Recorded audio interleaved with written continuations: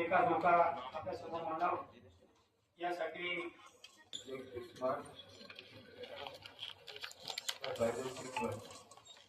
उपाध्यक्ष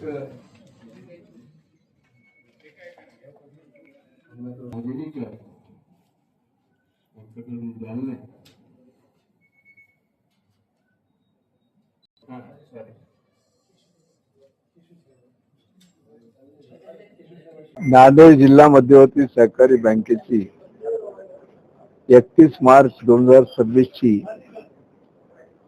balance sheet आणि गेल्या 10 वर्षामध्ये जिल्हा मध्यवर्ती बँकेने केलेली प्रगती याची सर्वांना माहिती व्हावी यासाठी आज आपण पत्रकार मित्राला आणि इलेक्ट्रॉनिक मीडियाच्या आमच्या सर्वांना इथे या ठिकाणी निमंत्रण दिले. मोठ्या संख्येने आलेले ते उपस्थित आहेत त्याबद्दल मी त्यांचे मनापासून आभार मानतो. मला अतिशय सांगायला आनंद आहे की या वर्षीचा नांदेड जिल्हा मध्यवर्ती सहकारी बँकेचा ढोबळ नफा हा 53,75,00,000 रुपये आहे. त्याच्या आता आपल्याला वैधानिक तरतुदी करावी लागतात वेगवेगळ्या टॅक्स लागू नये म्हणून. ते केल्यानंतर 7,15,00,000च्या वर जे आहे ना निव्वळ नफा मिळाला. मला सांगायला अतिशय आनंद आहे की खूप चांगली प्रगती आपण केली. ह्या संचालक मंडळाच्या काळामध्येच आपण डाटा सेंटर उभं केलं. आज आपण 3 नवीन इमारती बांधतोय. भोकरची इमारत आता उद्या 24 तारखेला तिचं उद्घाटन आहे. सहकार मंत्री आणि अशोकरावजी इथे येत आहेत. बिलोलीची इमारत झाली, नायगावची इमारत होते आणि तालुक्याचे जेवढे ठिकाण आहेत त्या ठिकाणी आम्ही ATM मशीन बसवलेले आहेत आणि 2 मोबाईल व्हॅन ज्याला म्हणतात आपण ATMचे त्याही आपण सुरू केले. आता आमची नांदेड जिल्हा मध्यवर्ती बँक ही मराठवाड्यातली नंबर 2 ची बँक आहे. लातूर ही पहिल्या नंबरवर आहे आणि आज आपण सर्व दृष्टीने आपली जर बॅलन्स शीट आपण पाहिली तर आपण नंबर 2 वर आहोत. म्हणून गेल्या 2-2.5 वर्षापासून चेअरमन या नात्याने मी काम करत असताना आमचे उपाध्यक्ष हनुमंतराव पाटील मिटमोरेकर असतील, त्या ठिकाणी आहेत ते सर्व संचालक आहेत. काही आज उपस्थित राहू शकले नाहीत कारण आज लोकसभेचं अधिवेशन असल्यामुळं आमचे बंडू चव्हाण, नागेश पाटील तिकडे जिल्ह्यात जावं लागलं. म्हणून त्या सर्वांचं सहकार्य मिळालं आणि आमच्या कर्मचारी मित्रांनी खूप चांगलं काम केलं. तसं आमच्या कर्मचाऱ्यांची संख्या फार कमी आहे, 160-165 आहे. गव्हर्नमेंटच्या सँक्शन स्टेट प्रमाणे जवळपास 550 पाहिजे.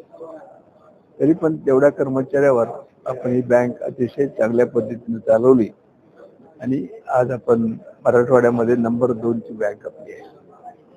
आज नांदेड जिल्हा मध्यवर्ती सहकारी बँकेच्या 2025-26 या आर्थिक वर्षाच्या ताळेबंदाच्या अनुषंगानं असलेली आर्थिक स्थिती आपल्या समोर मांडण्यासाठी माननीय अध्यक्ष महोदयांनी पत्रकार परिषद बोलवली होती. आपण पत्रकार परिषदेला अत्यंत शॉर्ट नोटीसवर उपलब्ध झाला त्याबद्दल सर्वप्रथम मी आपल्या सर्वांचे आभार व्यक्त करतो.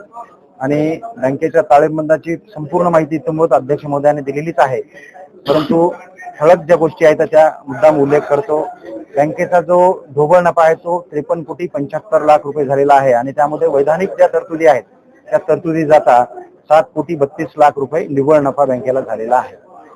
बँकेनं या मध्यंतरीच्या ज्या काळ आहे त्या काळामध्ये बँक तुम्हाला माहिती आहे की 2005 या काळामध्ये अत्यंत अडचणीत होती. 562 कोटी रुपये बँकेचा NPA होता आणि तो NPA वसुलीसाठी बँकेनं जी कार्यवाही केली, संचालक मंडळाने जे निर्णय घेतले आणि त्यामुळं आज बँकेचा NPAचा आकडा जर पाहिला तर तो 136 कोटीवर आहे. ज्याचं एकूण कर्जाची प्रमाण जे होतं ते 88% होतं आणि ते प्रमाण आता 14.20% एवढं आलेलं आहे. त्यासोबतच बँकेचा जो तोटा होता तो 370 कोटी रुपयाचा होता आणि आज परिस्थिती जर पाहिलं तर तोटा भरून काढून आपण आता 53 कोटी आपण ढोबळ नफा आणि निव्वळ नफा जो आहे तो आपला 7,32,00,000 आलेला आहे. आणि इतर सर्व पॅरामीटर जे आहेत जे नाबार्ड RBI यांच्या निकषानुसार सर्व पॅरामीटर बँक फुलफिल करते आहे आणि आता जिल्ह्यातील सर्व ग्राहकांना बँक डिजिटल माध्यमातून सेवा उपलब्ध करून देते आहे. बँकेकडे मोबाईल व्हॅन आहेत, आरटीजीएस, एनईएफटी असेल, SMS ची सुविधा असेल, सर्व सुविधा ज्या नॅशनलाइज बँका किंवा प्रायव्हेट बँका देतात ते आपण देतो आहोत.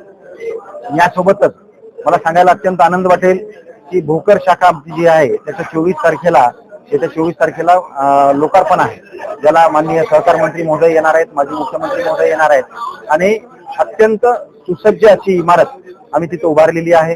त्यासोबतच गिरोली शाखा सुद्धा आपण मॉडिफाय केलेली आहे, तिथं सुद्धा 25 तारखेला लोकार्पण आहे आणि आता नायगाव शाखा सुद्धा आपण बांधकाम करतो आहोत. म्हणजे बँकेनं खूप चांगली प्रगती केलेली आहे आणि ती आपल्या माध्यमातून जनतेपर्यंत जावं ही आमची अपेक्षा आहे. ती सस्पेन्सला रक्कम जाते, परंतु ज्यावेळेस ती डिटेल उपलब्ध होतात ती सस्पेंड होऊन ती डायरेक्ट त्यांना दिली जाते. परंतु अशा अमाऊंट जर असतील जास्त तर त्या RBI ला 10 वर्षांमध्ये पाठवावे लागतात, ते आपण पाठवतो. हो, यस, RBI कडे आपण जर समजा तसा प्रस्ताव दिला तर RBI आपल्याला ते परत देते. एकूण ATM किती 2 लाख ATM कार्ड आपल्याकडे आहेत, आपण ग्राहकांना वाटप केलेले आहेत आणि आता आपण जिल्हा बँकेशी व्यवहार करावा. जिल्हा बँक ही आपली बँक आहे, ही शेतकऱ्यांची बँक आहे. जिल्हा बँक ही जिल्ह्यांची आर्थिक नाडी आहे आणि त्यामुळे जिल्हा बँकेच्या माध्यमातून व्यवहार करावे असं मी सर्व जिल्ह्यातील ग्राहकांना आवाहन करेन.